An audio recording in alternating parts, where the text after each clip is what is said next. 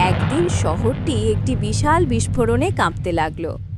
ধোঁয়া আকাশে ছড়িয়ে গেল, ভবনগুলো কাঁপতে লাগলো, আর মানুষজন ভয়ে ছুটতে লাগলো। একটা বিপজ্জনক রোবট সেনা শহরে আক্রমণ করছে, যার নেতৃত্ব দিচ্ছেন এক দুষ্টু বিজ্ঞানী। কেঁপে উঠল। রোবটগুলো তার দিকে ক্ষেপণাস্ত্র ছুড়ল, কিন্তু হাল্ক সেগুলো ধরলেন এবং আবার আকাশে ছুড়ে দিলেন। তিনি এক রোবটকে ধরলেন এবং একটি ভবনের মধ্য দিয়ে ভেঙে দিলেন। এরপর হাল্ক দৌড়ে গেলেন বিজ্ঞানীর গোপন ল্যাবে। ডক্টর ভারদ্বাজ তার চরম অস্ত্র চালু করলেন, জিগা রোবট, একটি বিশাল ধাতব দৈত্য, হাল্কের দ্বিগুণ আকারে। এক মহাকাব্যিক যুদ্ধ শুরু হলো। ভবন ভেঙে পড়ল, আগুন ছড়িয়ে পড়ল, আর মাটি কেঁপে উঠল। শেষমেশ হাল্ক জিগা রোবটকে তুলে একটি পাওয়ার টাওয়ারের সাথে ধাক্কা দিলেন। যুদ্ধ শেষ হলো। শহর আবার নিরাপদ।